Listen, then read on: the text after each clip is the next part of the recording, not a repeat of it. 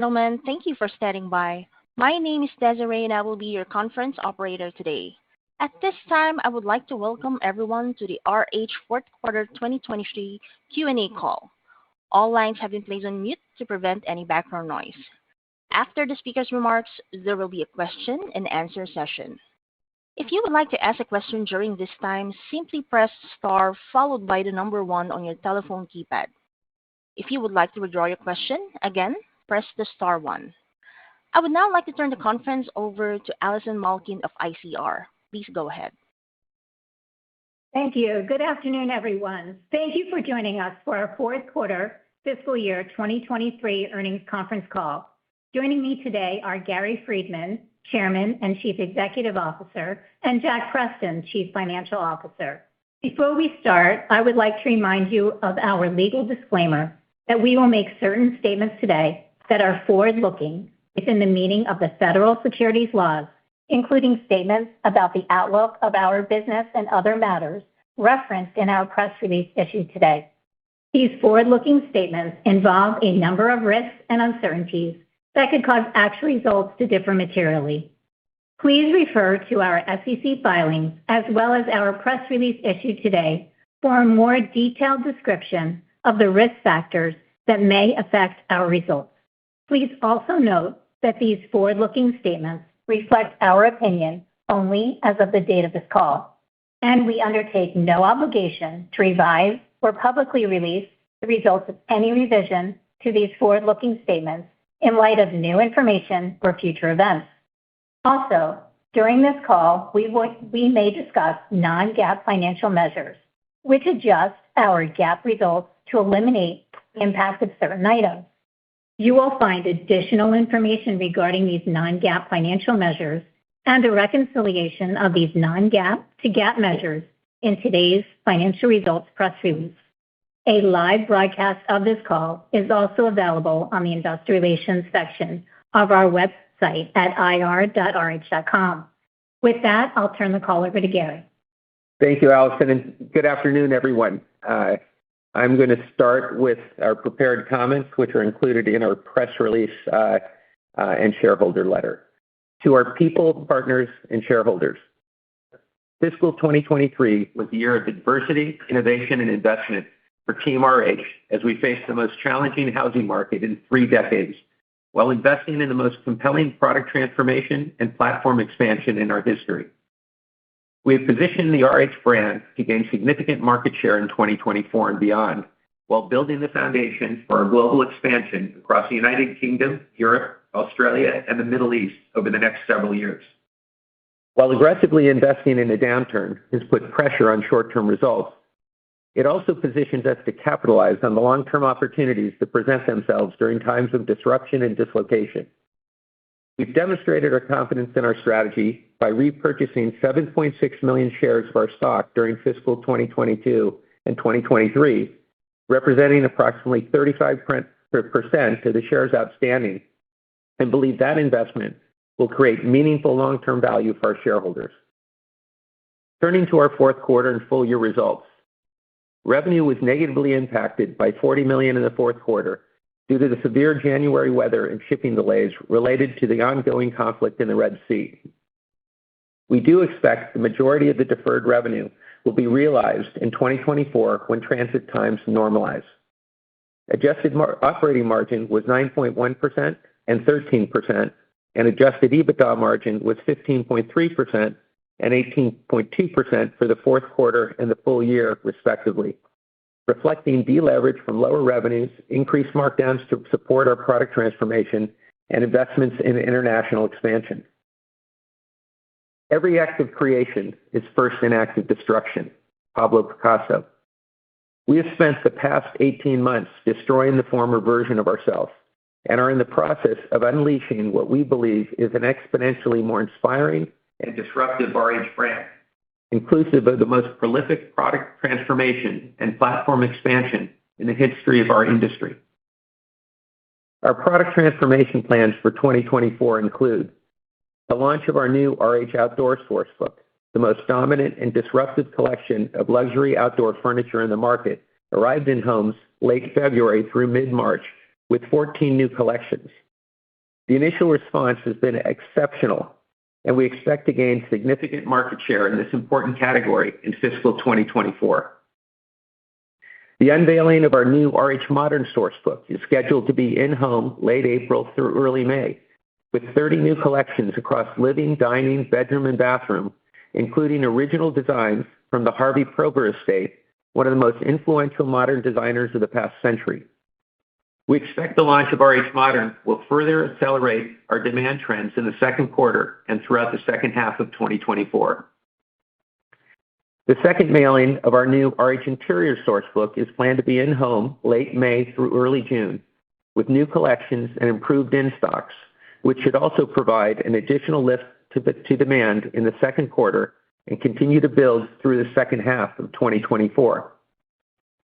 We will be mailing an updated RH Contemporary Sourcebook in late July through early August with new collections and a compelling value proposition, which we believe will also accelerate demand trends.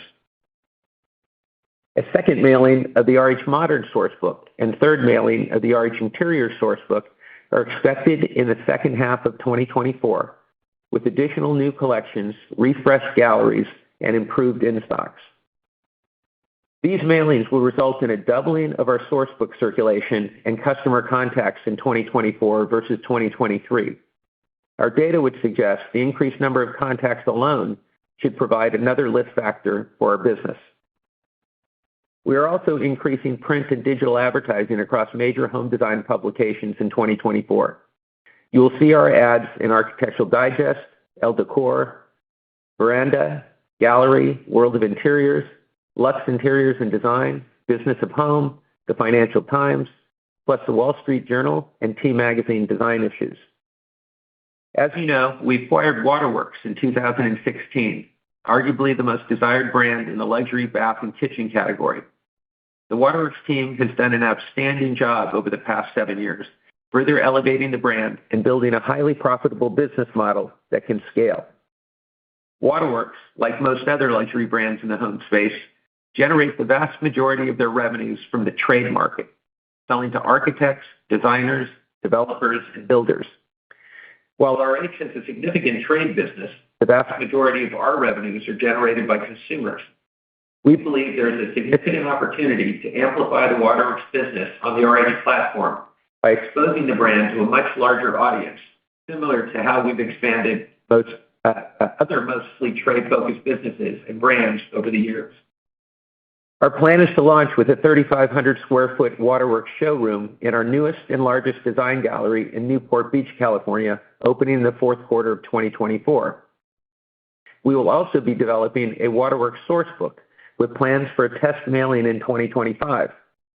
Waterworks today is just shy of a $200 million business with mid to high teens EBITDA that we believe has the potential to become a billion-dollar global brand on our platform. Let me shift your attention to the expansion of our platform. Our plan to expand the RH brand globally, address new markets locally, and transform our North American galleries represents a multi-billion-dollar opportunity.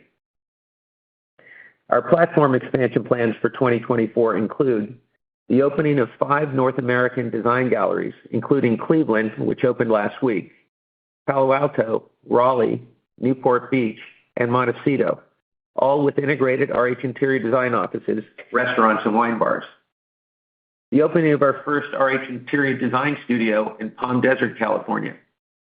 We believe there's an opportunity to address new markets locally by opening design studios in neighborhoods, towns, and small cities where the wealthy and affluent live, visit, and vacation, as well as augmenting some of our design galleries in larger markets with additional design services in standalone design studios. We will also be opening 2 international galleries, one in Brussels, which opened last week, and Madrid, opening this summer. Both galleries are located in beautiful historical buildings that elevate our product and render our brand more valuable. Unfortunately, RH Paris has been delayed until spring of 25 due to construction restrictions relating to preparations for the Olympic Games this summer. We are also pleased to announce RH Sydney, the gallery in Double Bay, a 5-story development with a rooftop restaurant and wine bar, received council approval last month with plans to open in fall of 2026 in what we believe is the most vibrant and desirable location in Australia. Now let me turn you to our outlook. While we expect business conditions to remain challenging until interest rates ease and the housing market begins to rebound, we expect our demand trends to accelerate throughout 2024. Due to the extensive transformation of our assortment, we do expect revenue to lag demand during the year by approximately 4 to 8 points until we read and react to new collections, reduce back orders, and shorten special order lead times. Therefore, we will be guiding and reporting both demand and revenue growth each quarter during fiscal 2024 so shareholders and investors can accurately analyze the business. We believe it's also important to note that we are forecasting to end the year with an increased backlog of approximately $110 to $130 million due to revenue lagging demand throughout 2024, which will negatively impact operating margin and adjusted EBITDA margin by approximately 140 basis points for the year. Additionally, investments and startup costs to support our international expansion are estimated to be an approximately 200 basis point drag for 2024. For fiscal 2024, we are forecasting demand growth of 12 to 14% and revenue growth of 8 to 10% on a 52 versus 52-week basis. We are forecasting adjusted operating margin in the range of 13 to 14% and adjusted EBITDA margin in the range of 18 to 19%. For the first quarter of fiscal 2024, we are forecasting demand growth of positive mid to single digits and revenues of negative low single digits. We are forecasting adjusted operating margin in the range of 6 to 7% and adjusted EBITDA margin in the range of 12 to 13%. Now let me turn you to the RH business vision and ecosystem, the long view. We believe there are those with taste and no scale, and those with scale and no taste. And the idea of scaling taste is large and far-reaching. Our goal to position RH as the arbiter of taste for the home has proven to be both disruptive and lucrative as we continue our quest to build the most admired brand in the world. Our brand attracts the leading designers, artisans, and manufacturers, scaling and rendering their work more valuable across our integrated platform, enabling RH to curate the most compelling collection of luxury home products on the planet. Our efforts to elevate and expand our collection will continue with the introductions of RH Couture, RH Bespoke, RH Color, RH Antiques and Artifacts, RH Atelier, and other new collections scheduled to launch over the next decade.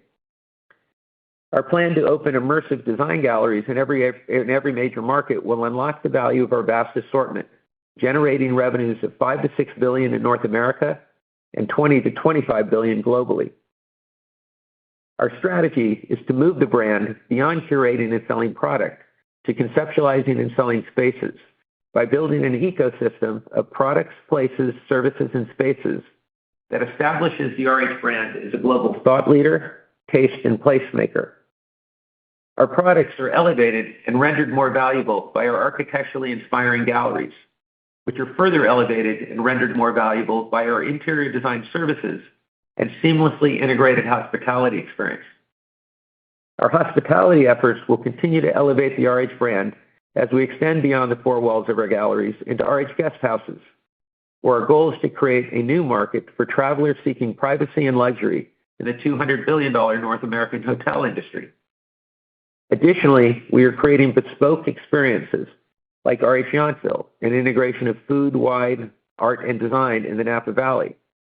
RH1 and RH2 are private jets, and RH3 are luxury yacht that is available for charter in the Caribbean and Mediterranean, where the wealthy and affluent visit and vacation. These immersive experiences expose new and existing customers to our evolving authority in architecture, interior design, and landscape architecture. This leads to our long-term strategy of building the world's first consumer-facing architecture, interior design, and landscape architecture services platform inside our galleries, elevating the RH brand and amplifying our core business by adding new revenue streams while disrupting and redefining multiple industries.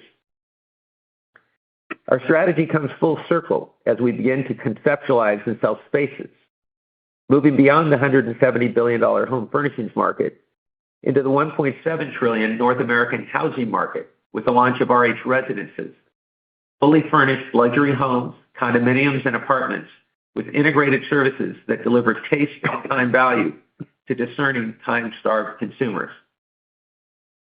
The entirety of our strategy comes to life digitally with the World of RH, an online portal where customers can explore and be inspired by the depth and dimension of our brand.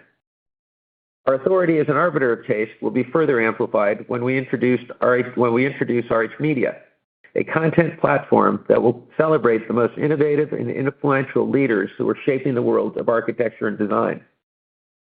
Our plan to expand the RH ecosystem globally multiplies the market opportunity to 7 to 10 trillion, one of the largest and most valuable addressed by any brand in the world today. A 1% share of the global market represents a $70 to $100 billion opportunity. Our ecosystem of products, places, services, and spaces inspires customers to dream, design, dine, travel, and live in a world thoughtfully curated by RH, creating an emotional connection unlike any other brand in the world. Taste can be elusive, and we believe no one is better positioned than RH to create an ecosystem that makes taste inclusive, and by doing so, elevating and rendering our way of life more valuable. Never underestimate the power of a few good people who don't know what can't be done. For the past 23 years, we've heard others tell us what can't be done. And for the past 23 years, we failed to listen. We avoided bankruptcy by being accused of lunacy. While others have been shrinking and closing stores, we've been building the largest and most inspiring spaces in the world. When Wall Street didn't think our stock was worth buying, we bought 60% of it ourselves. When everyone told us we should be working from home, we're in the center of innovation, working on rebuilding our new home, and it's almost ready for prime time. From the largest product transformation in our history to the most inspiring retail experiences in the world, from couches to caviar, beds to Bellinis, architecture to airplanes, homes to hotels, guest houses, from Pittsburgh to Paris, Los Angeles to London, Boston to Brussels, Miami to Munich, and San Francisco to Sydney. Soon the world will be within our reach. Never underestimate the power of a few good people who don't know what can't be done, especially these people. Onward, Team RH. Carpe diem. And now we'll open the call to questions. Thank you. The floor is now open for your questions. To ask a question this time, please press star followed by the number 1 on your telephone keypad. You'll be provided the opportunity to ask one question and one further follow-up question. We'll pause for just a moment to compile the Q&A roster.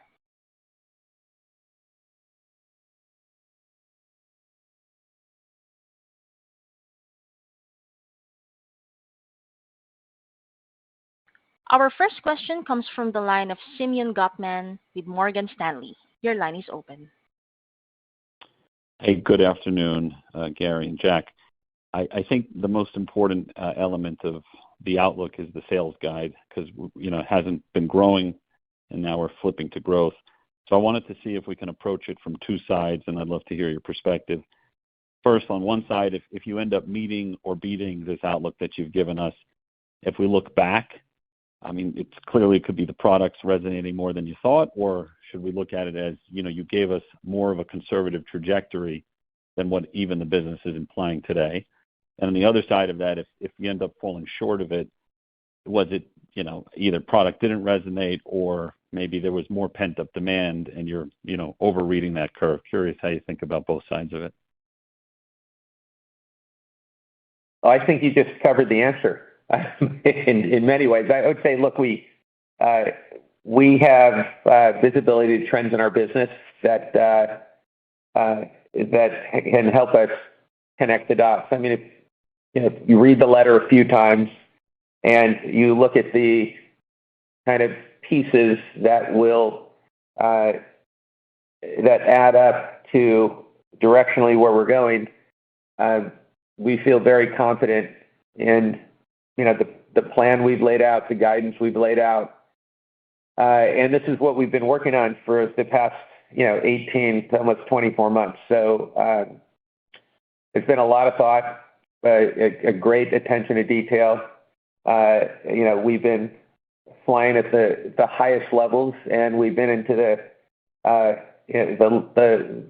lowest levels of detail inside the company and the organization to rebuild the brand from the bottom up. I think this is the best work we've done. I think this is the best team we've ever had. And I think what we're about to do is going to create another leapfrog for RH, just as we've done, every 7 or 8 years, if you looked at our history when we've done transformations like this.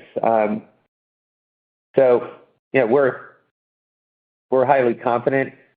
We think we have enough data and information to read. If you were in our Center of Innovation right now, you'd be looking at all the whiteboards that I'm looking at that have every category of our business laid out every month with demand this year, last year, 2 years ago, percentages, trends,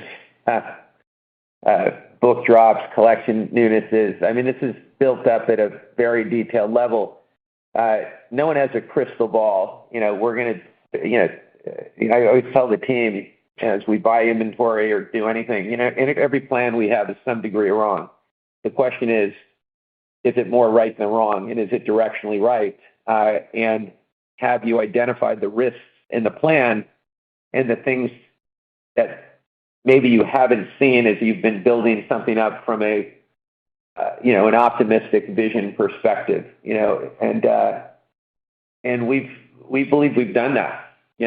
We've been here with, all of the key leaders, all the key team members at every level, building this again for a long time, talking about, I don't know how many trips to Asia, how many trips to Europe, how many, we don't have meetings in our company, we have adventures. We say, because we say meetings is about arranging and organizing the status quo, and, adventures is about,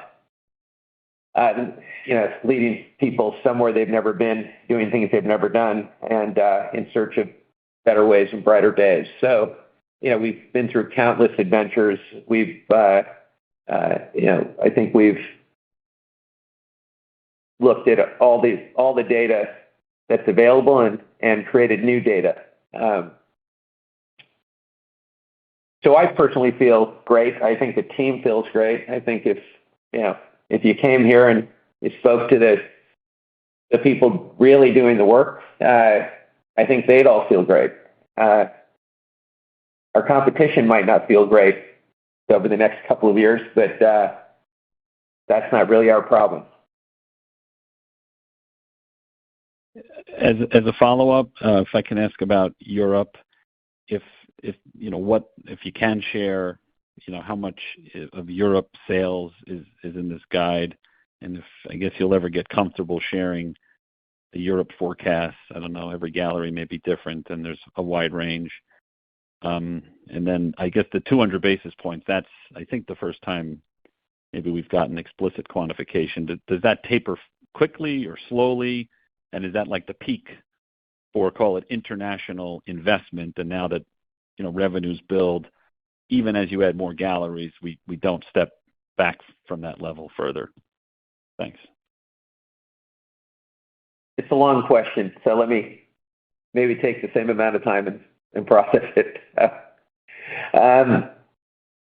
Look, Europe, I'd say there's a few points. If you kind of motor up and think about, what we're in the very early process of doing. First stand back and say, what have we done so far? Last year in mid-June or so, we opened a extraordinary, never seen before, multi-dimensional experience in the English countryside that we opened through a lens of conversation, not commerce. And the why that we've articulated between that was we Fortunately and unfortunately, we did a package real estate deal that enabled us to get two irreplaceable locations in London and Paris, but also required us to take other locations we had to open sooner. As a result, these smaller markets, are not benefiting as we first opened. We didn't think they would from the brand awareness halo the key markets would provide, right? And will provide. So RH England was, born out of that kind of conundrum of, not really opening in the places we'd want to open first. And, there was a big expense if we didn't do that, and other lease requirements and other hurdles that that would have been a little messy. So that's what drove us, because we weren't going to be able to open London and Paris first, that drove us to say, what can we do? What would we do? What kind of investment would we make that would introduce RH to Europe and the broader United Kingdom in an inspiring and unforgettable fashion? And why is that important? I think it's important because just about every luxury brand in the world is from Europe and the UK, except for a couple. You can argue we have Ralph Lauren and Tiffany. Ralph isn't pure luxury, right? So there's a bigger, broader distribution strategy there. That's a big part of that business. So if you said pure luxury, what are the pure luxury brands in the U.S. that are really top of mind internationally, and have been, for a long time? I'd say it's Tiffany. And the French just bought it, like a couple of years ago. So I start with, first and foremost,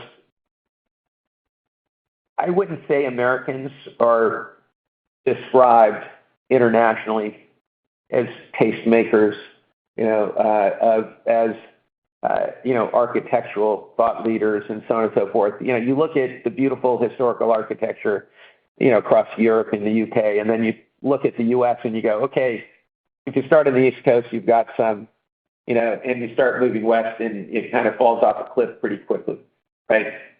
And so how does an American brand that hasn't really been doing what it's been doing for very long, and, looked like we did 15 to 20 years ago, a kind of tchotchke little shop with back scratchers, selling back scratchers and moon pies, and things.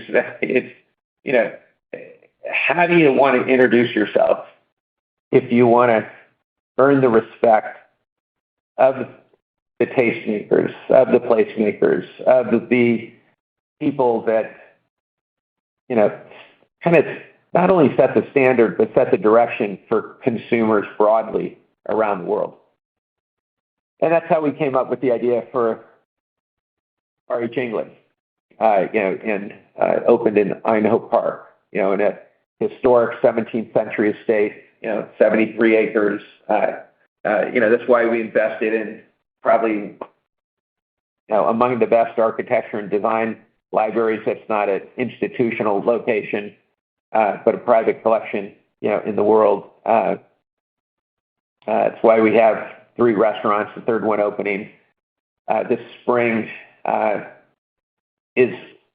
We wanted to introduce ourselves in a way that no brand has introduced itself to Europe and the United Kingdom. Did we think we were going to do a lot of volume out there? No, not initially. Did we think we were going to open the market to the internet? Yes, and we'd learned from that.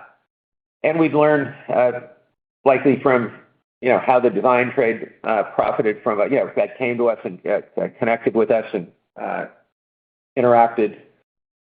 And we also knew that we're opening somewhere where, in the kind of winter months, in the late fall and the spring months, it gets dark as early as 3:30 out there. And it's really cold, and not a lot of people are going out there.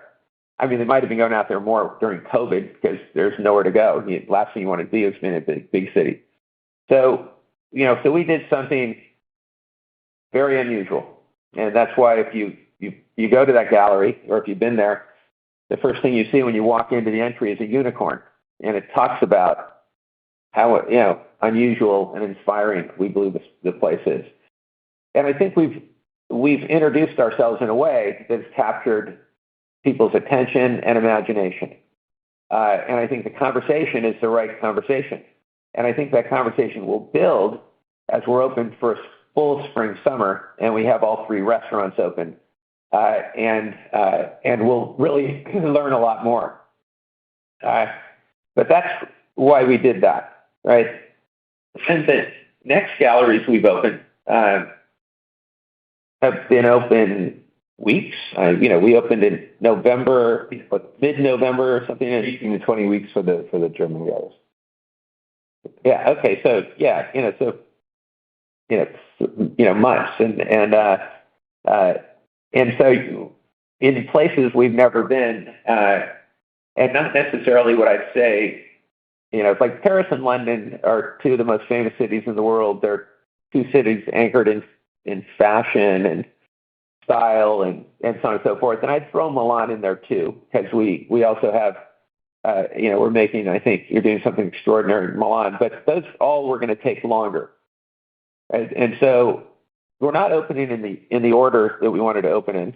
But it was always our intention to open in Paris and London first in iconic locations from a brand awareness point of view. But what we've learned so far, I tell you, it's like, there's a higher mix of trade than we anticipated or seen anywhere. And trade is exterior, interior designers and more of a B2B business, hospitality, contract kind of design. So it's a much higher mix of trade right out of the gate. And should that surprise us? Not really, because the consumer doesn't really know us yet. But if you're someone who's aware of the home, if you're aware of design, if you're an interior designer, if you're doing commercial projects or residential projects, our age, and you may have likely shopped from us in the U.S. or you've been to our key galleries. And so what I like about that is it's really the right people and the most influential people who are out indexing today. We didn't anticipate that, we didn't think about that, but when I do think about that, I think I'm very, very happy about that. I think it wouldn't be good if it indexed the other way, because you want to get the right people, especially if you think about where we're trying to take this brand. So the right people, the people most interested in architecture, interior design, and taste and style, are coming to us at a higher mix, and that deals with building our book of business, which is an important part of this business, building the pipeline of design projects, both in our trade business and in our own internal interior design business. And so when we look at the book of business for RH England, and we look at the trends now that we've been open, that business from a retail point of view, like a gallery point of view, is going to be right about where I think we thought it'd be directionally for opening in such an unusual location and thinking about what might happen. What surprised us the most, I'd say, is the direct web business is slower than expected. We thought that the web was going to be a much larger mix of the total since we were opening an entire country. Right? And so when we stand back and reflect on that and say, okay, what didn't we think about? What did we miss in that analysis? I think it's just the overall time it might take to build the brand and ramp the brand to a consumer. And also the first gallery in the UK kind of not being by anybody. I mean, what's the population of Aynhoe Park? A few hundred people? 300 people. 300 people, right? Like we opened in a town of 300 people. And, and there's nothing really that close. It's, we're 30 minutes to Oxford, so we had some major things. We're a few other places, but it is a place that people aspire to go to, spend time with, especially in the late spring, summer, early fall periods. And also we have plans, once we get our feet on the ground, to think about long-term doing events and other things on that property to bring the right people. And we're also have some partnerships happening that actually have sourced us to do different events dealing with whether it's beautiful high-end car brands or, the racing and things that happen and, a lot of the prestigious things that happen out in the English countryside. So, and then I think the other thing I'd say, just think, like I'm just giving you kind of context of how we think of Europe right now, is we didn't open with the full assortment. And I think when we go back and we're analyzing that, we go, that part of the assortment that we didn't open with is probably really important to consumers and the web business.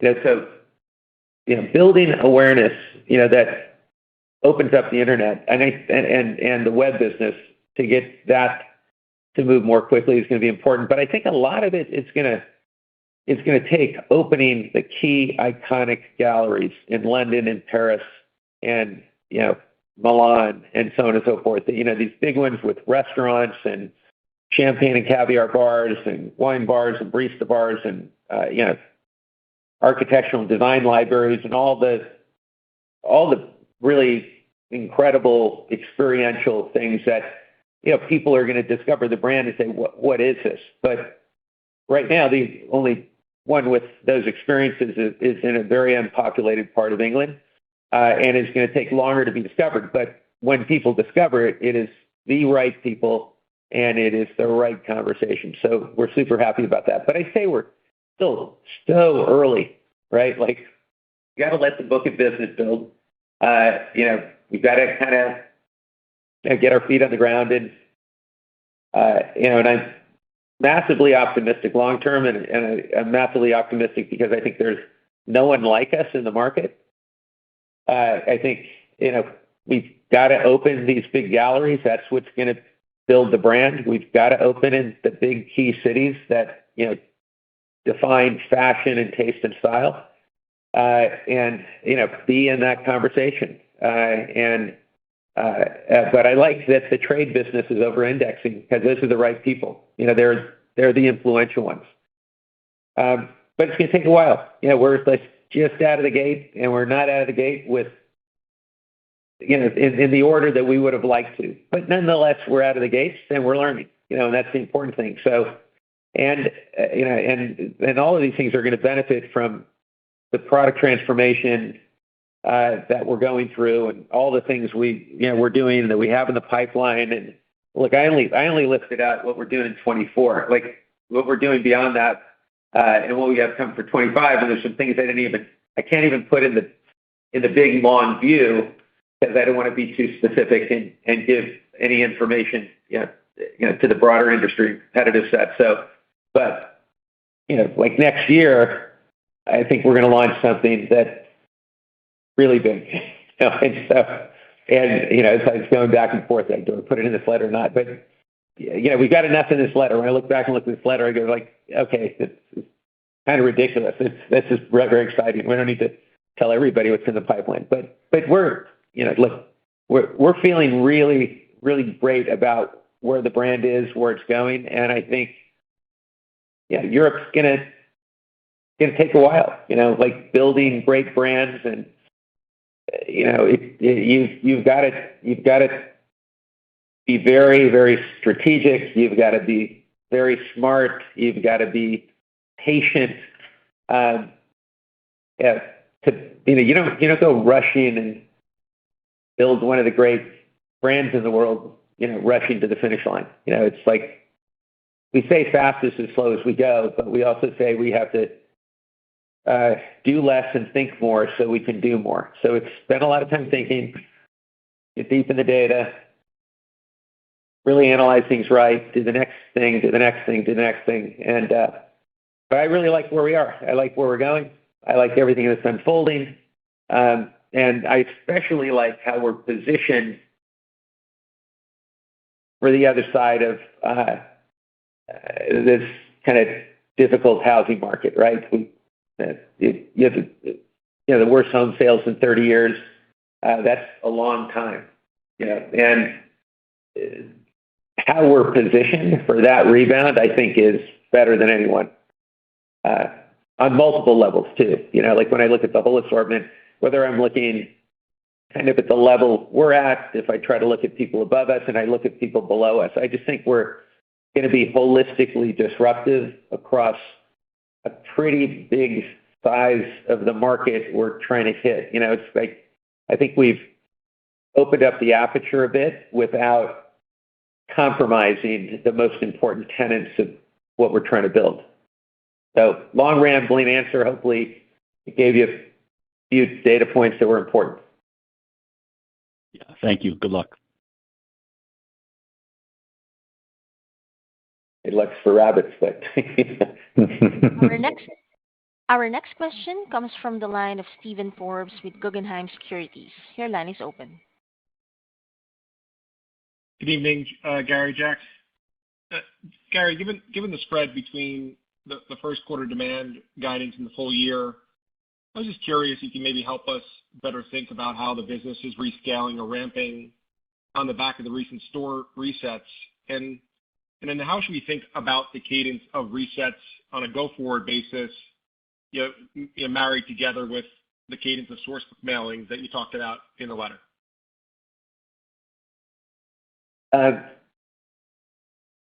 The spread between Q1 and full year, I mean, it's just the building, again, everything, if you just, read the letter carefully, and I mean, those are all meaningful things we're doing, right? Those are all meaningful books that we're unveiling, that we're, completely remerchandised, and, you have a lot of revenue in it, and if you just look at the contact that we're making year over year, I don't know, what if every company doubled their customer contacts and circulation? I don't know what might happen. It's going to be, it's going to be meaningful. We don't introduce new product and get zero. We don't mail source books and get zero. We just, I think, post-COVID, because we took a little over a year off because we're trying to catch up on backlogs. We lost our muscle and it atrophied, and we tried to restart, what I call the engine here, or the machine. And, the machine sputtered a bit, and it took us a while to get back into our groove, and, with new product and, source books and, just all the things you've got to do. And it's probably one of the bigger mistakes I've made in my career. But now we've rebuilt the machines. We have better muscles than we had from before. We're way more intelligent. We've went to a much deeper level, and the quality of the work is just the best work we've ever done. And we've got enough internal data, right? When you see your business and how you're rebuilding it from, down mid-teens to where we are, and you look at the mix of business and the categories, and you come out of the gate, you look at what outdoors doing. I mean, at outdoors, it's just exceptional right now. And I think that the design and quality and value equation is so unmatched in the industry, that we're going to take tremendous market share. And it's just setting up what we're going to do with outdoor in 25, 26, 27, because when you see what we're going to do from a physical perspective with that business and how we're going to exploit it, I think we're going to own it. And,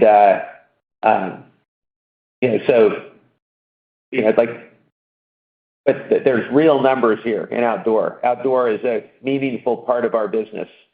And the work and learnings that we did in outdoor, that's also applied to every kind of category, you can just trace it all and see how it's going to come together. And we have enough data and numbers from, the RH Interiors and the new collections and, RH Contemporary and, the new collections and the adjustments we've made and the adjustments we've made to kind of the value equation perspective. And we, I think we went back to, just having more edge, like, the edge that it took to build this brand and business, I think is returned. And like I think I said a few calls before, I don't know, it's widely quoted. I got to be careful what things I say. I think I said we were arrogant about pricing because of all through the period of, tariffs and supply chain disruptions, from COVID and raw material prices escalating, and that forced price increases and it drove inflation. I think I don't think we had our value edge and hats on as we kept climbing the luxury mountain. And I think being a great luxury brand doesn't mean that price doesn't matter.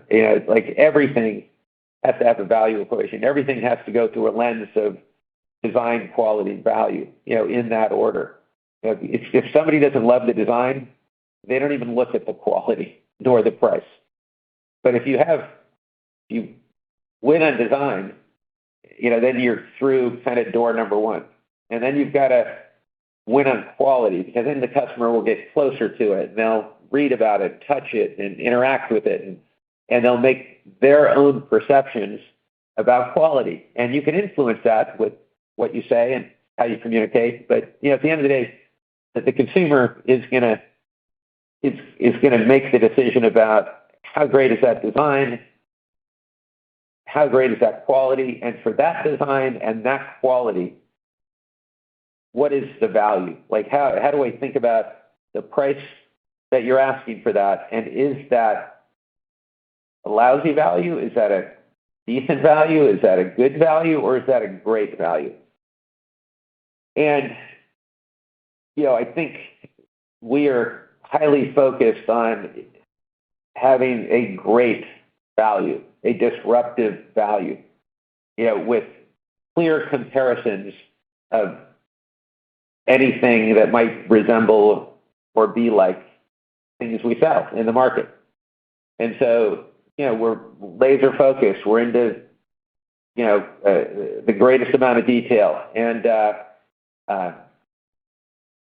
I think that, the design, quality, value, and that if you took that lens against outdoor, which you guys have visibility to, if you really take the time to go through that book and go through the collections and look at the quality of just the extraordinary design and the extraordinary presentation of that design, and then you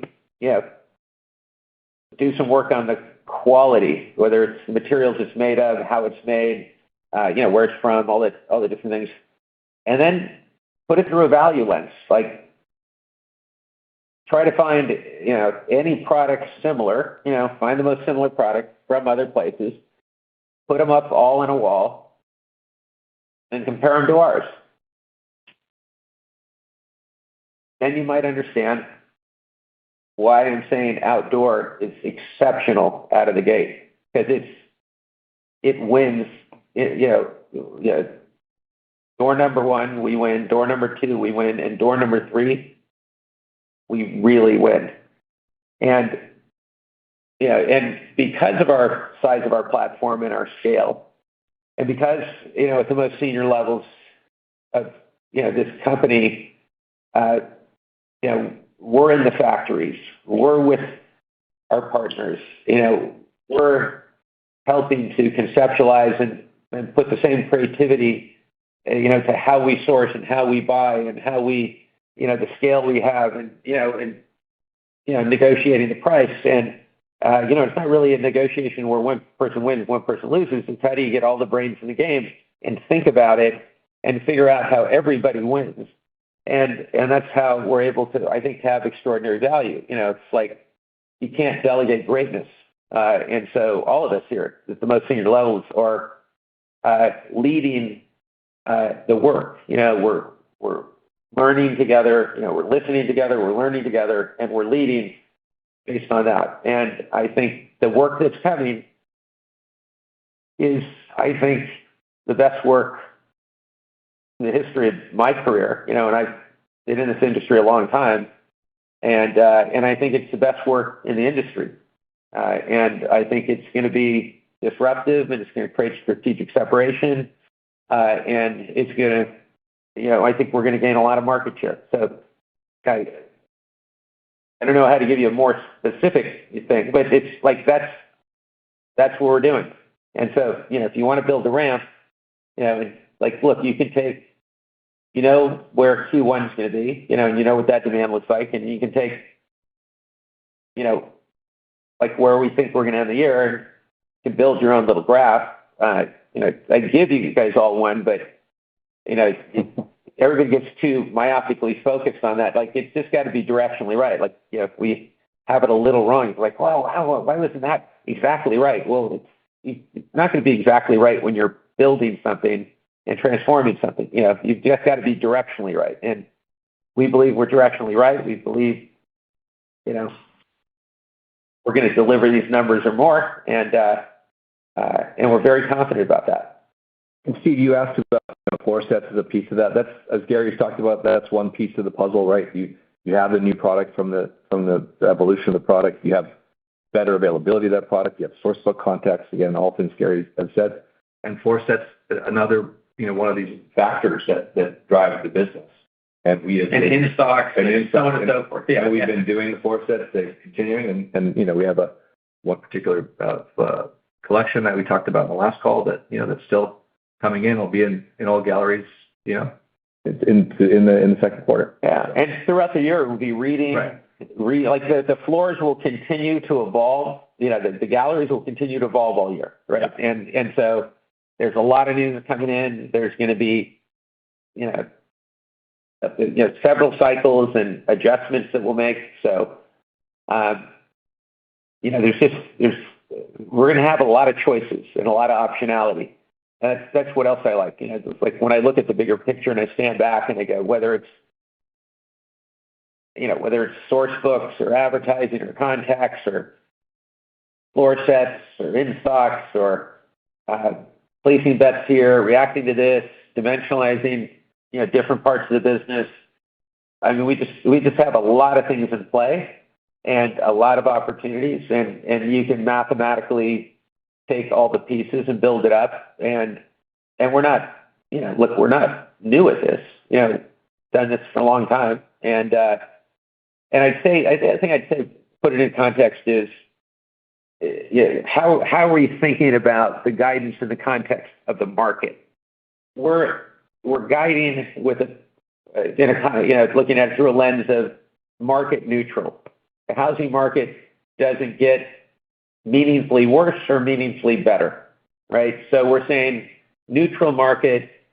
Yes, there will be interest rate cuts. We're probably going to be quarter point cuts. They're going to come later in the second half of the year. A quarter point cut isn't going to massively move mortgage rates. If you look at the delta between where people are locked in on mortgages and where they'd have to, step up to, you really need two things happening. You need home prices to come down, and you need interest rates to come down. And that gap, I think, is going to take longer than 3/4 point interest rate cuts. But hopefully those happen, and you put some more interest rate cuts on the other side, in 25, and people can't hang on as long from a pricing point of view, and some of that giant inflation that filled the housing market, which really one of the biggest impacted markets. Think about how home prices in America went up 42% in 2 years, the 2 years of COVID.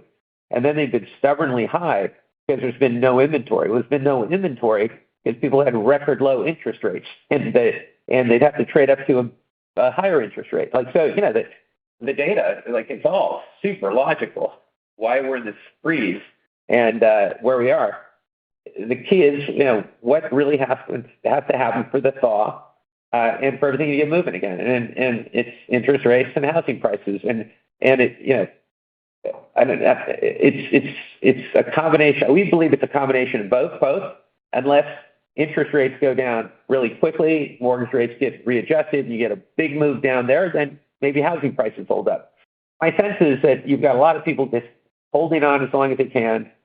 A lot of people have to move. They got a new job somewhere. There's going to be, and some people have look, they've grown their families, they've had more children. They've gotten married. They need to buy a house, and so there's pent up demand, and I think that's a good thing when you look at it. But I still think you got to have movement. We got to have real movement in the interest rate market, and we have to have some movement in the pricing market.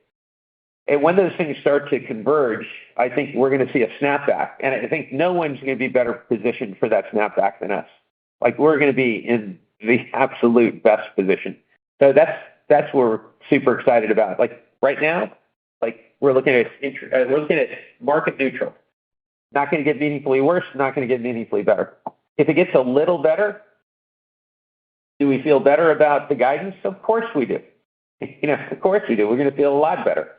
So, but I just think at all ways we look at it, it's all some form of good to great, and let time unfold, and we'll keep doing what we're doing and playing our game. Thanks for that. I'll pass it over. Next question comes from the line of Curtis Nagle with Bank of America. Your line is open. So, Gary, maybe I'll just start with what is kind of a small piece of business right now, but sounds like it's getting a bit bigger over time. Waterworks, I think it's the first time you've called out a long-term outlook at $1 billion, so implying it would effectively quintuple. I guess just, at this point, right, you've had it, I think, since 2016. What gives you, I guess, the confidence to put out, a pretty bold, pretty impressive, target. And I guess kind of, why now? What's driving the excitement? Maybe ask it more simply. Sure. No, good question. We said back when, I don't know if we said this publicly, but it's that, we said it internally that, Waterworks was one of two businesses I had on a strategic framework map when I came here 24 years ago. When I walked in the door, I said, okay, here's the long-term vision, here's where we're going, and I had two acquisitions, Waterworks and Dean & DeLuca. I thought Waterworks was the best brand in high-end bath and kitchen, mostly bath back then, now kitchen too. And I thought Dean & DeLuca had a really interesting brand with more of a food focus, some hard business, but it wasn't merchandised well to make money. And I knew enough about the Williams-Sonoma model that I thought we could create a really cool next generation kind of Williams-Sonoma with a different kind of sensibility aesthetically and taste and style, and maybe integrate a little bit of fresh food focus. Although that's that's the reason why Dean & DeLuca never could scale and make money. It's too focused on fresh food, and they didn't have the hard goods part. So Dean & DeLuca didn't make it. Got passed around a couple times. So we looked at buying it multiple times. We almost got it, and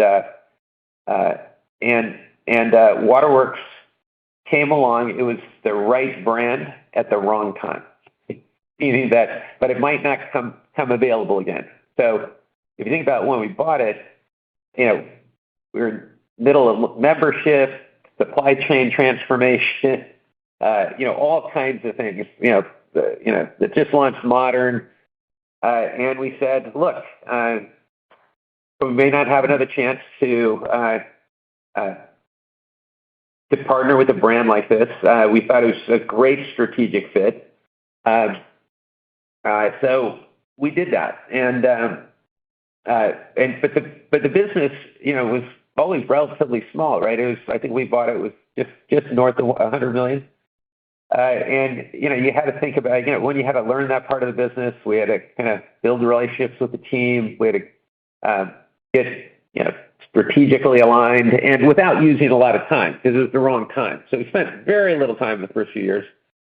And how do you kind of build the business model and the assortment logic to support the business model and a lot of things. And so we, through the years, we spent a little bit of time and got aligned, and the team's done an outstanding job. I think almost doubling the business, more than doubling the EBITDA,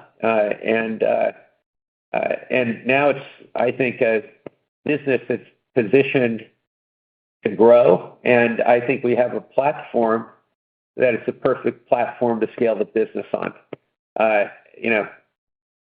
It's direct customer component. We have a consumer part of the business that, even though they have 14 showrooms, they're not in places that consumers really shop. And we have experience taking mostly trade-focused businesses and brands over our years and putting those brands on our platform, putting their assortments on our platform, and doing multiple times the business, right? Just because it's now the best products are in front of the consumer. But most of these products not in front of the consumer. Consumers don't really go into waterworks showrooms. I mean, they stumble in, but they're in design districts or, to the trade. They're set up for business to business. They're not really set up for consumer, even though they have a showroom. No different than, any of the furniture brands like that, and so on and so forth. And then there's, some distribution and third-party distributions, and, they're in there with other brands and, where they, don't have total control of the brand. But I think when you look at the platform we're building and, the stage we're building for the best products in the most important categories, this is a perfect fit. I mean, it couldn't be more aligned. And it's also a really hard business. I mean, we've been in the business. We sell water delivery and faucets and fittings, and we sell bath, hardware and stuff like that. But we're not experts. I mean, they've got 45 years, more than that, experience. Family business. Peter Selick, who's the CEO and leader there, in their most of his life, and his mother founded the business, and Ralph Bennett has been CEO for 15 years. The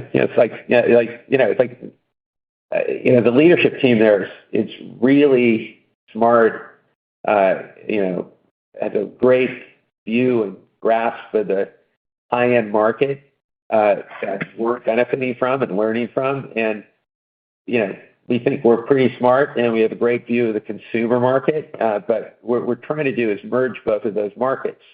And we think that's where we think long-term the world's only going to be more transparent and the longest time that, the best products, not facing the consumer in these categories. And, that's what RH has been trying to do for our entire journey, since I've been here. It's slow going in the beginning. We were on the edge of bankruptcy for, almost my first 10 years. And, so we made it through that. And now, we're doing what we've always wanted to do, and we're getting smarter and better. And Waterworks is just, great synergies. And, no different than, you'll hear us talk at some point, later about, Dimitri and, the kind of couture upholstery brand we bought, and, Joseph Jube, kind of bespoke, furniture brand. And, just having these people and the talent inside our organization, learning from them leading us to higher quality, better taste, how to think about the trade market, and, so on and so forth. There's just so much synergies. It's like, a lot of times you take 1 + 1, you get less than 1, right? You create, every time there's another thing or another person involved, there's more complexity. And, Einstein said, the only way to battle complexity is, through simplicity. But once in a while, you got 1 + 1 equals more than 2, right? And I think we've found that with Waterworks. We found that with Dimitri. We found that with Joseph Jube. And other things that we're doing sometimes, maybe not, it's not necessarily an acquisition, but it's a deep partnership and relationship.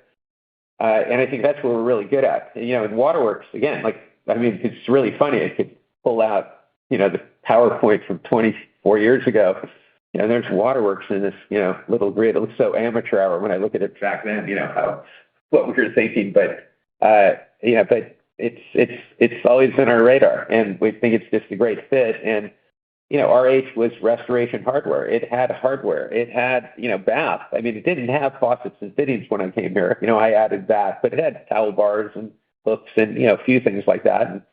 And then when I added faucets and fittings, the model was looking at Waterworks was the best. So we're always obviously inspired by them, but we were never going to be Waterworks, right? And so it's much better to just partner with and integrate with Waterworks. And I think it's going to be unbelievable. I really do. And I think it's going to bring. I think the other benefits is it's going to bring the highest quality trade customers to RH that maybe not are frequenting us yet. And you get into the business at an earlier point in the design stage. We sometimes interact with the consumer at a much later stage. The home is done, they're ready to furnish it, and so on and so forth.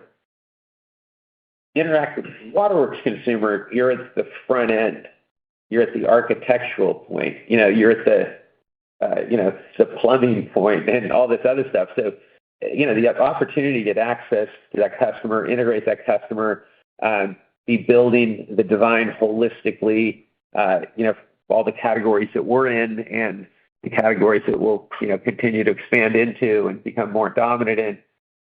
I think it's really like if you could ever say there's a match made in heaven, I think it's a match made in heaven. It was supposed to be. So we're really excited. I think they're really excited. And I think it's going to be big, Got it. Thanks. And then just a really quick one, Gary, just in terms of the demand outlook, I think on the last call, you said something to the effect of you had expected a peak or an inflection in peak demand or something like that in 2Q or spring. Any changes there? Obviously, the outlook's strong for the year, but just, I think there's going to keep peaking because we've done more work since then. There's more things, we can see more things. So I think that phase one. So when I think about that, Kurt, is kind of phases. There's multiple phases of this transformation, right? That we'll be unveiling, but kind of phase one will kind of hit peak, I think, in late Q2. But then there's a whole phase two now that we've got coming that will be unfolding, right? And I think we've got a phase three that's coming. There's just a lot of excitement, a lot of great work that's being done, the debate around here is how do you sequence it? How should it all unfold? Over what period of time? So I'd say that's peak inflection on phase one, of RH Interiors, RH Contemporary, and Outdoor and Modern, right? We knew Modern would be coming in. That's the next of the big books. And I think it looks incredible. I'm glad we actually delayed it a bit and took a little bit more time because it took a leapfrog. It's stunning. I think it's so fresh and cool, and people just see the images and it's all laid out. You go wow, okay, it's not a walk on by. I guarantee you, it's not an Aretha Franklin, walking on by. But so that's coming. That's gonna create a big kind of move in Q2, and in outdoor, it's going to be hitting peak, March, April, May, June, and and you've got the learnings and interiors, and that's cycling through. And then we've got in stocks that are going to get meaningfully better. Back order rates are going to go down, which means demand goes up when back order rates go down. There's all kinds of metrics here that, you can just add them up and it tells you what to do. And all the adjustments we make. So yes, I think at phase one, you'll kind of get peak inflection. Might peak a little later than that, but you're going to kind of know. Like the arrow. Like when I talk about inflection, it doesn't mean that the outcome, right? Like that, like the curve, the line will be pointed in that peak direction. How high does it go? That might take to Q3 or Q4, but like the inflection point will angle up, right? And we'll see that in Q2. So that hasn't changed. Maybe it's changed a little because we've pushed modern out a little, but you're still, modern's going to get in there in Q2. You'll get enough of a read. You'll see where that's going. And then you got just phase two and phase three and things that are coming through the pipeline. And I think it just all keeps building, so we're directionally correct. Try to give you a little bit more color there. Hopefully it's helpful. Yeah, very helpful. Thanks, Gary. Yep. Next question comes from the line of Christopher Horvers with JP Morgan. Your line is open. So I'm just going to put my two questions out there. So my first question is, the $40 million that was deferred out of January, why wouldn't it come back much sooner if it was a lot of domestic, and we're hearing from other retailers that the Red Sea is just adding weeks of delivery? And then my second question is, if you look at non-occupancy gross margin pressure, it looks like it got a little bit worse.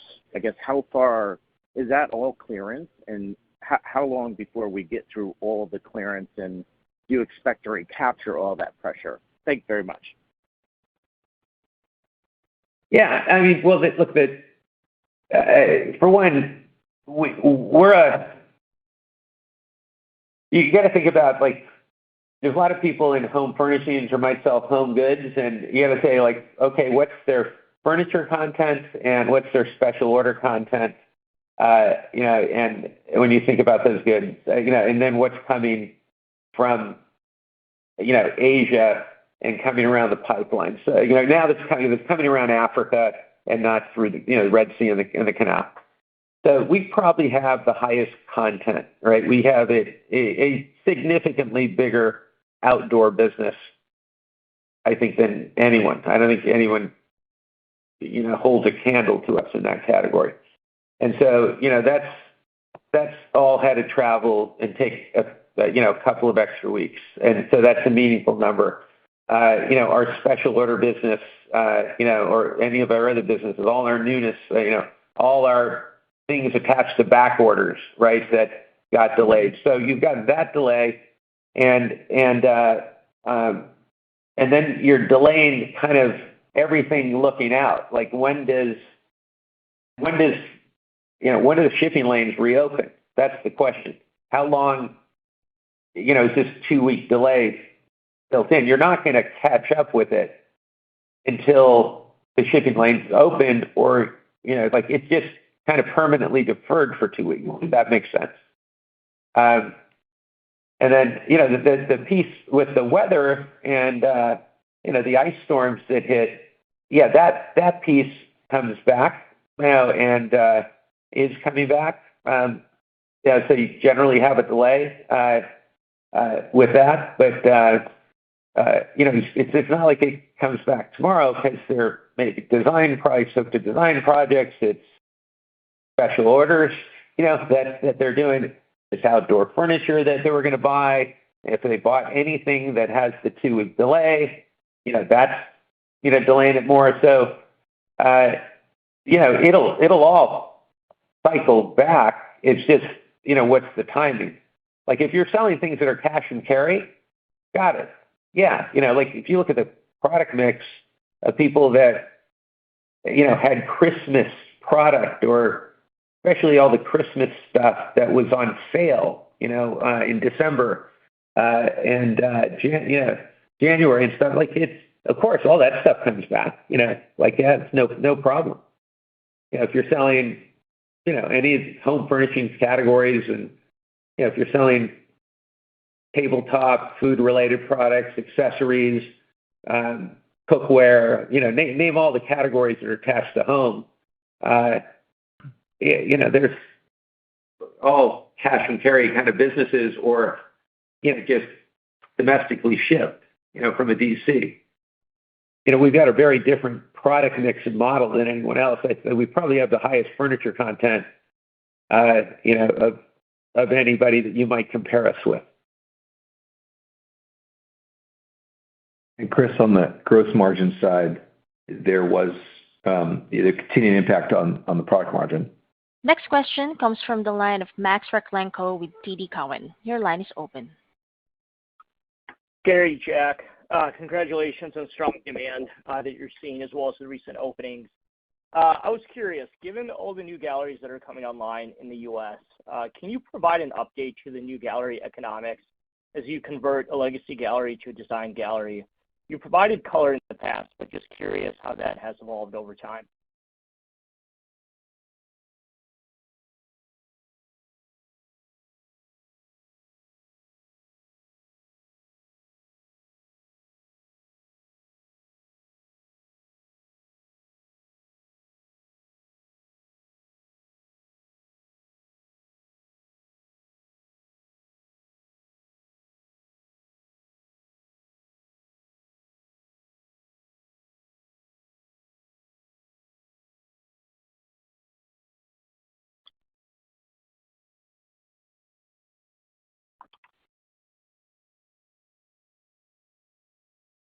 Markets, do they have hospitality or not? So yeah, it has been a while. It's like, think about it. So that's good. Let's pull that together in the right way and make sure we distribute it in the right way so everybody's got the same data. Yep. Got it. Sorry, could you repeat that? It went blank for a little bit. Oh, okay. I was saying it was a good question. It has been a while, as you said that, and there's been a lot of things that have changed. We have restaurants and galleries now, hospitality aspects. It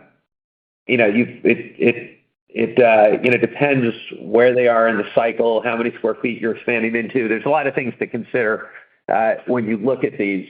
And so I think what we ought to do is update that data set and create a framework and let us distribute that next quarter in a fashion that everybody has the same information at the same time and it's all accurate.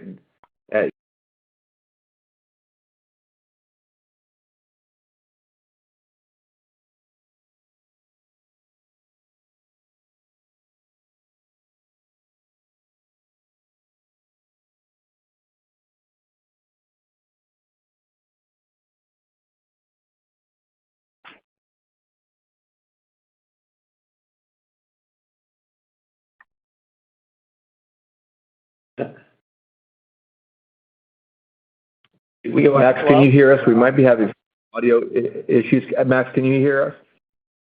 Yes.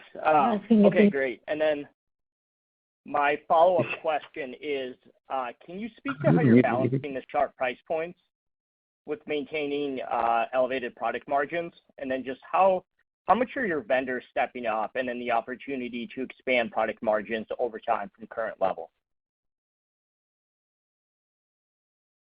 One second, Max. Repeat the question because we were just recognizing that the line sounded like it had gone dead for a bit. So repeat the question for both me and Gary, please.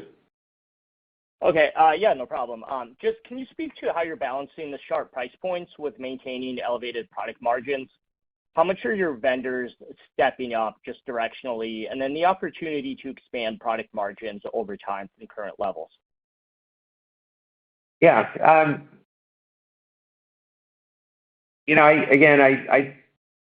I wouldn't, we're not a price kind of focused, price first business, right? I think I spent a lot of time earlier in the call talking about design, quality, and value in that order.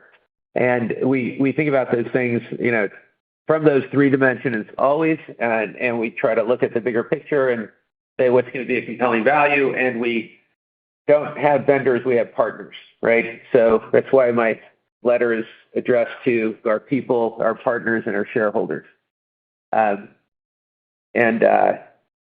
so we try to work with people as partners, and it's not necessarily so much as, are they stepping up? It's more, are we together thinking about how to win the market, right?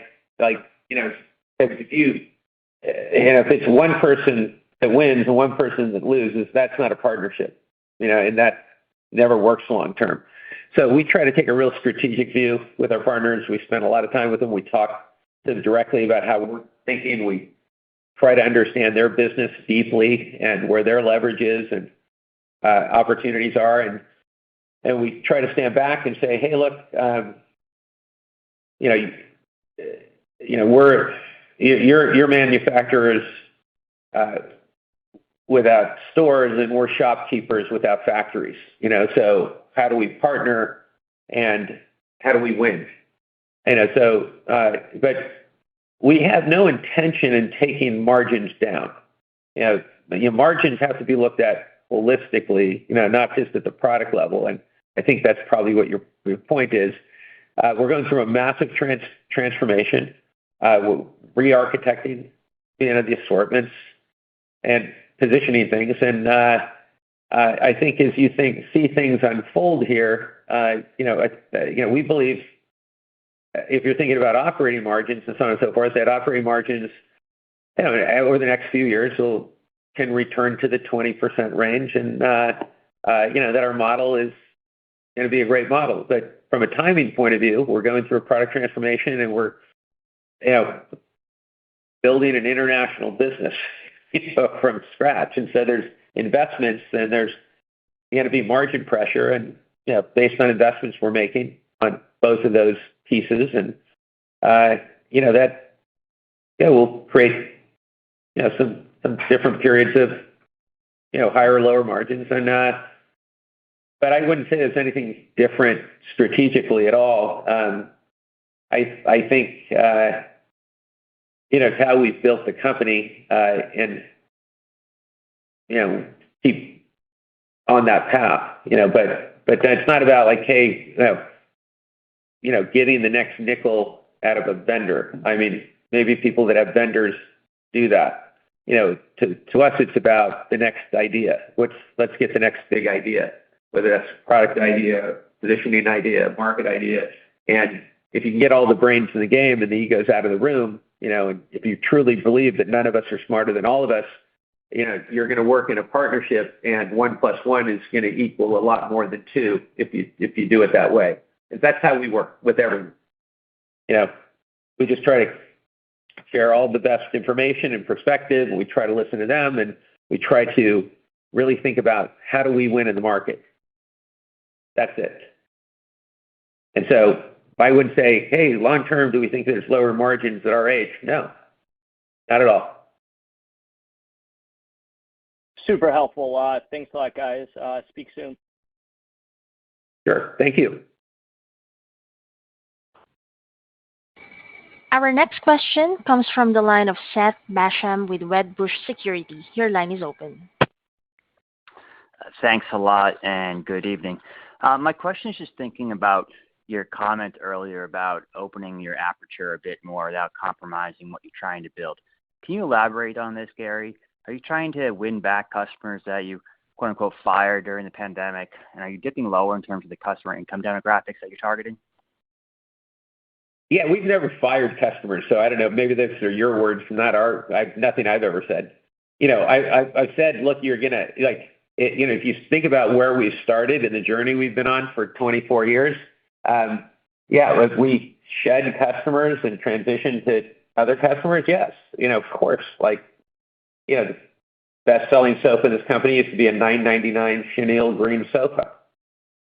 We don't have $9.99 chenille green sofas. Not even if you attach inflation to it. Maybe the $2,000 chenille green soap. We don't have those. We don't have a lot of things that we used to sell. So, of course, when you're building something, when you're trying to become something that you never were, and you're gonna evolve and acquire new customers, and some customers might come with you and some might not. But there's no intentional firing, but there is an awareness that as we're heading in certain directions with certain categories, things will evolve and change. Through that journey, we're always going to get data, and we're going to learn, and we're going to adjust and improvise and adapt, and always in a state of change, right? And we're in an evolutionary world, so the world's evolving, and you're either evolving faster than the world and gaining, acquiring knowledge and capabilities and market share, however you want to think about it, or you're evolving slower and getting behind. And so, so I would just say. I appreciate that. And just as a follow-up question, along the same lines, you're sharpening your value edge, as you've referenced. To ask the question differently than it's been asked before, I assume you're not taking quality out to lower price. And if not, why should merchandise margins, excluding freight, be the same or better on new products now versus the product you were selling in 22? I'm sorry, I don't know if I get that. Give me that question again towards the end. That why would or what would the product margins be or something? Say that again. Yeah, if you're not taking quality out to be more sharp on price, as you sharpen your value edge, as you call it, why should the merchandise margins, excluding freight, be the same or better on a new product relative to what you were selling and earning in 2022? Sure. Well, it's about how you buy it and the commitments you make and the long-term view you take, and working in a partnership with your manufacturers and figuring things out together. So it's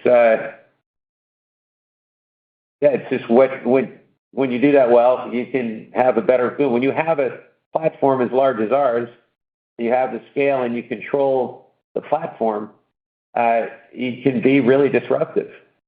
So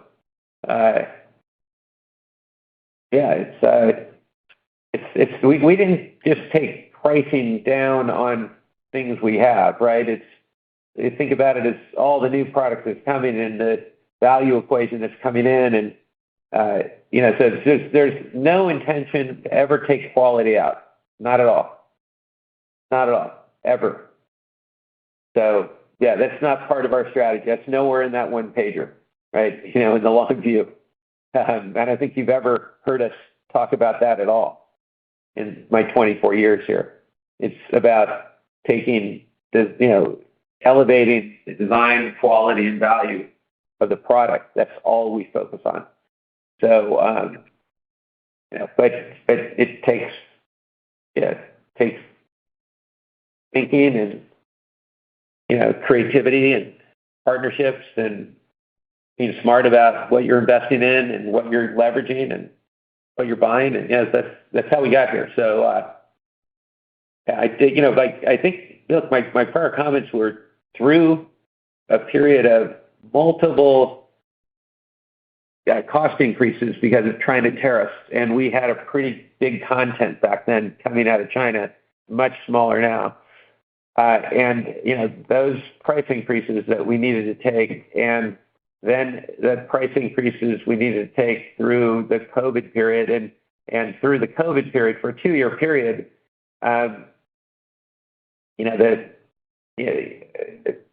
everybody had leverage, right? Like, meaning that there was only so much product. When you have more demand than you have supply, prices can go up and margins can go up. And when you have lower demand and supply, if you want to move your inventory, prices are going to come down. It's no different, and it's no different than during this period, right? It's down housing market, and and we're same thing we're doing with investments. So you're looking at gross margin. Well, inside the gross margin, there's a lot of investments that aren't necessarily just product, right? And but yeah, there's no intention here to be crystal clear about taking quality down to take price down. Never been uttered in our company, and just the opposite. Yeah, so that's what people are thinking, that they're just dead wrong. There's no Perfect. value engineering. Yeah. Okay. Thanks, Gary. Thank you. Our next question comes from the line of Jonathan Matuszewski with Jefferies. Your line is open. Hey, good evening, and thanks for taking my questions. First one was on gross margin for 2024. Imagine you may have some elevated clearance lingering early this year, but then you should have some good margins with all this newness that you mentioned. So how does that all net out for the year? And does the year-over-year trend in gross margin sequentially improve each quarter as product launches build upon each other? Thanks. Yeah, we're not guiding to, gross margins quarter by quarter, but you can. And we're not guiding. We no longer guide gross margin on the year, so Yeah. we'll talk about it as results unfold. But the guidance is through operating income. Yeah, it's all implied in the operating margin in EBITDA, guidance. Got it. And then, Gary, you recently hired a new chief real estate officer. How should we think about changes to the real estate approach going forward with Jared on board? And should we expect any changes to other development-related aspects in the company, like food and beverage or anything like that? Thanks. Jared, how long have you been here now? 8 weeks. Yeah, Jared's been here 8 weeks, and so he's very bright guy, very creative guy, strong point of view, learning the business, and we're excited, happy to have him here. And I think why don't we all give him a little bit of time to really assess the situation and the opportunities, and at some point you'll likely meet him, and and he can kind of share his thoughts. But I think it's going to be a big step up for us. I think he's going to prove to be the best leader we've ever had in this part of the business, on multiple levels. So we're very excited about him being on the team, and that's about it for now. Best of luck.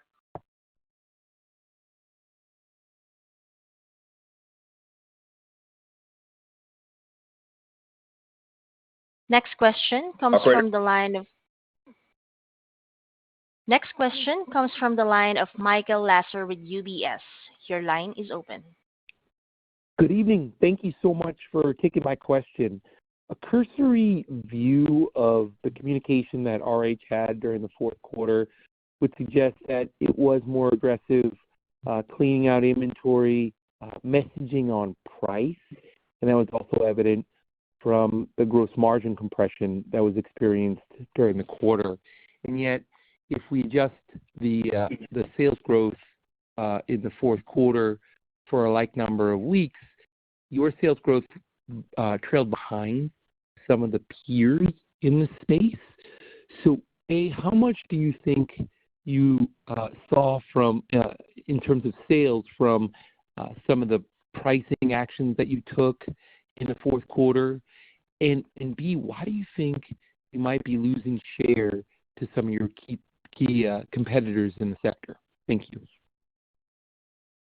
I don't know if I get that question. One second, Michael. We're trying to kind of break down your question. I think the first part is that we underperformed peers in the fourth quarter, with it being down 11 on a 52-week basis. So, I don't know. It's like, is there specific people you're talking about? There's a lot of, I don't know who you're calling a peer and who you're not. If you look at people that are heavy content furniture business, I think we've performed relatively in line, some better, maybe, some were a little better, some were a little worse. But when you say we broadly underperform peers, I don't know. But I'd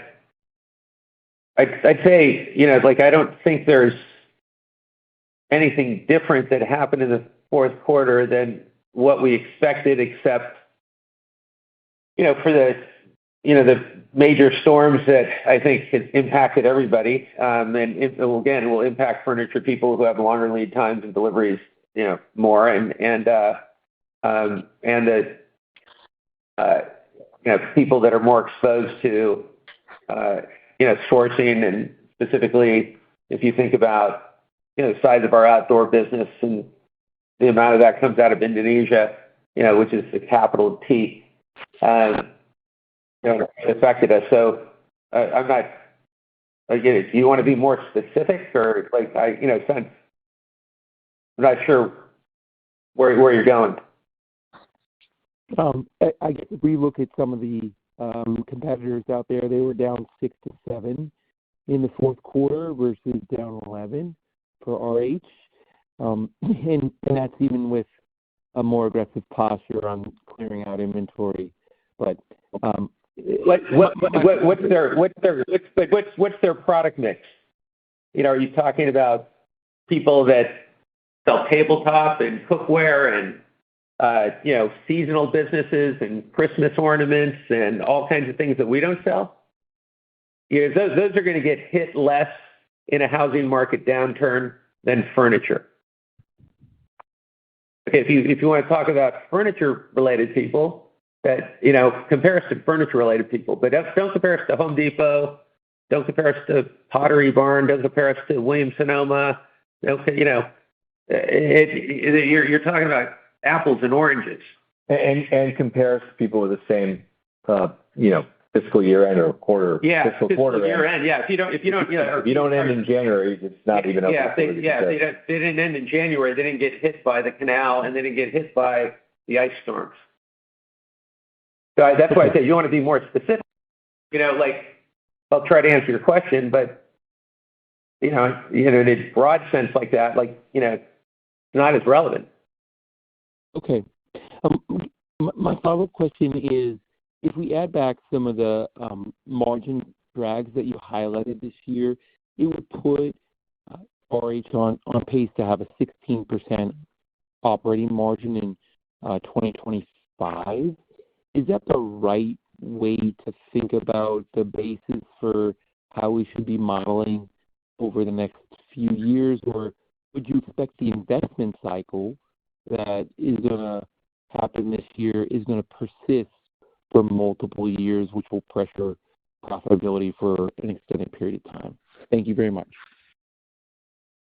Yeah, we're not guiding to 2025. We're guiding to 2024, and we're giving you all the data as it relates to that. I think I just said a couple questions ago that we feel very good about getting back to 20% operating margins over the next several years. So we're still in a challenging market, with the housing market is at record lows. So I don't think anybody's guiding 25 yet, are they? No. Yeah, I guess I was more so asking about the persistence of the investment cycle and how long that might impact your profitability rather than looking for specific guidance for the out years. Is anybody guiding on that in 25 yet? Because that would be guidance, right? Yeah.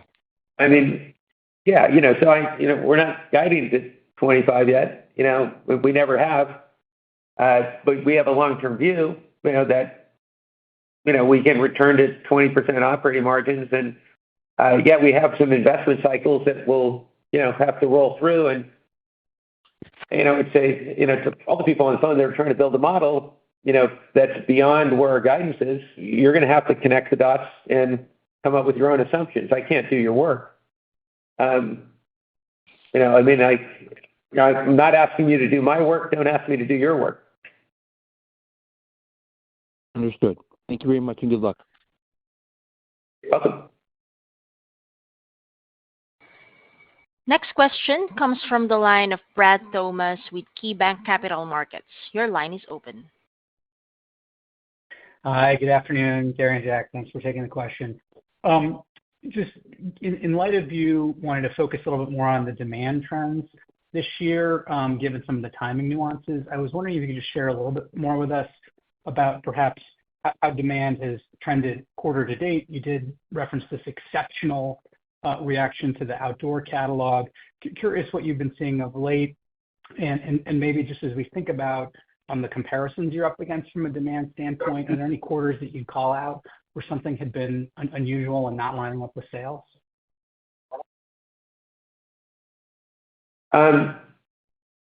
Look, we're pretty close to,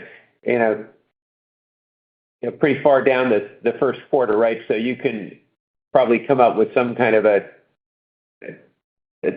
demand. We give them first quarter demand. Yeah. So mid-single digits. So yeah, mid-single digits, is where we think demand's going to be in Q1. For total. We're not providing any quarter-to-date guidance or monthly breakdowns or anything like that. Yeah, I would say our demand trends are building, and they're going to build through the whole year. So that we expect. Let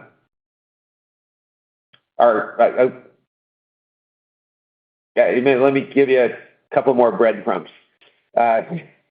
The outdoor business is off to an extraordinary start, and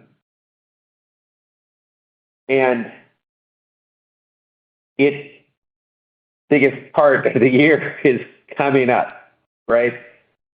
So we have a lot of confidence as we look at the next quarter or two, and we have a lot of confidence in the whole year, but we have a lot of visibility if you think about that, right?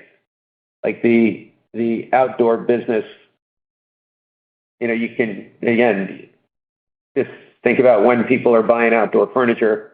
They're buying a lot less in February, and they're buying a lot more in March, and they're buying even more in April. And so you can, if that business is off to a great start, that's really easy to connect those dots and forecast. Because those goods have been out there now for several weeks, and we've got real data. That's great, Gary. I appreciate the breadcrumbs. And if I could add a follow-up on supply chain and sourcing, I guess, for one, are you contemplating any sort of disruptions relative to the closure of the Baltimore port right now? And then can you talk about, kind of your confidence in your sourcing partners, your suppliers, ramping up with all this new product you're going to have this year? And I presume that's partly why you're assuming you end the year with a greater degree of backlog, but just any more color on your kind of confidence in executing with all this new product would be great. Thanks. Yeah, the unfortunate and devastating, accident that happened in Baltimore is super recent. We obviously have, a big facility center in Maryland. Fernando is here right in the room right now, and he's shaking his head like we don't think there's any major disruptions. And here, let me add, maybe just because it's Jack, but on an inbound perspective, much of our goods are actually offloaded in New York. We do the cost benefit analysis of getting the product out earlier in New York before the boat then comes down to Baltimore. For example, the boat that was in the accident had four containers on it, but that we unloaded it, in New York as per our practice. So we don't have any containers stuck on that particular boat, and other boats are getting rerouted. So minimal impact from that disruption. Yeah, and I think your second part of the question is what confidence we have in our partners ramping with our new product. We have great confidence, but it's with new products ramping. So you're never going to forecast the new product exactly right. You never sold it before. You're going to be some degree wrong. Some things you're going to be more right, and some things you're going to be more wrong. And the things that you're more right on and overperform your expectations, there's going to be a period that's going to take for our partners to scale that product and respond to the trends and so on and so forth. So, but yeah, so far so good. I mean, we've had very minimal issues. Like it's more, it has to do with, I think that the biggest issues are just being able to forecast the newness. And but once we start getting the data, then we're improvising and adapting. And let's say we got the direction, got it directionally right on the orders, but we got the finishes wrong. Well, then we're reacting to and changing the finishes if they're still in the factory. And the last phase of that is the finish. And we're shifting from one collection to another collection, and as we get data and all those kind of things. And so and we have like we always do, we always have develop new partnerships and so on and so forth. And sometimes some of the newer partnerships haven't maybe they haven't worked at this scale yet, but we try to anticipate that. But every once in a while, someone new just got one of the big collections, and so that maybe is a new experience for them. But we have really great people, inside the organization and in country that partner and help and work, and we just try to work as partners and get to the right outcome. Once we have the data. So I'd say there's no, there's nothing lurking out there right now. We don't have anything other than some kind of ramp up issues that you expect doing anything at this kind of a scale. And but wouldn't say anything unique. I don't know if you guys have any other. No. Okay. I mean, everybody's in the room here, the team, and everybody's shaking their head like, no problem. So we're good. Because at least nothing new came up so far today that we haven't heard. Good to hear. Very helpful. Thanks so much, Gary and Jack. Thank you. And we do have our last question comes from the line of Steve McManus with BNP Paribas. Your line is open. Great, thanks. So clearly very upbeat about the outdoor collection. You've got the data there. Just was hoping you could speak to what the customer's reception's been and how demand's ramping for the interiors and the contemporary collection versus what you were expecting. That'd be helpful. Thanks. All responding as from our latest expectations, all responding as we'd expect. And we have the next big book is modern, and we feel very optimistic about that. And then we have remails of interiors and contemporary and new refreshed with new collections and new creative and better data and information, better in stocks, and so on and so forth. More of the product because we've had a chance to read and react to it in the galleries, which then gives us a lift. And so we feel really good, really optimistic. And so I don't think there's any other commentary that I've got.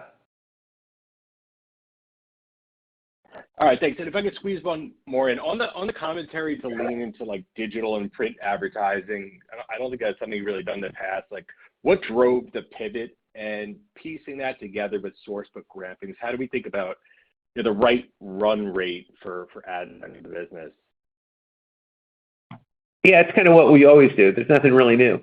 It's what we generally do when we're in launch mode like this, and so we're generally marketing, print and digital with all those kind of key publications. This where the consumer, generally, if you're talk to anybody or see anyone who's building a home or furnishing a home, remodeling a home, so on and so forth, they're kind of fishing where the fish are, right? They're looking for inspiration in home magazines and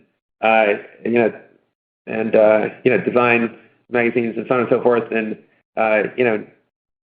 those websites get a lot of traffic with really people with a purpose, right? So we tend to invest in that way. They're different than our direct mail business, and thinking about the list of customer files we built up and how we prospect and where we get new names from and so on and so forth. So I wouldn't say anything's different. I think you see a ramp up in the investment, and you see that based on our confidence of what we've learned thus far, and that's given us indications of what the right investment cadence and contact cadence is. So I wouldn't say anything's changed. It's not a pivot. It may have sounded like that, but like as Gary said, it's what we do around launches. Yeah. All right, that's helpful context. Thanks, guys. Appreciate it. Sure. There are no further questions at this time. Mr. Friedman, I turn the call back over to you. Okay. Well, thank you everyone for your participation, and I'd say thank you to Team RH. Your efforts and leadership have been extraordinary. It has been a tremendous amount of work, I know, for everyone, but I think I feel so proud and excited about what this team has accomplished, and I think our partners and teammates all through the country, especially our teams in the galleries and interior design, we're going to be handing you off the baton, as all these products unfold, and the teams across our supply chain distribution and everybody's help, work, and support, and our teams in Asia and other countries around the world. I think this is going to be our finest moment, and it really is a result of your commitment and courage and and your leadership. So we just want to thank you for that, and we'll speak to everyone next quarter. Thank you. This concludes today's conference call. You may now disconnect.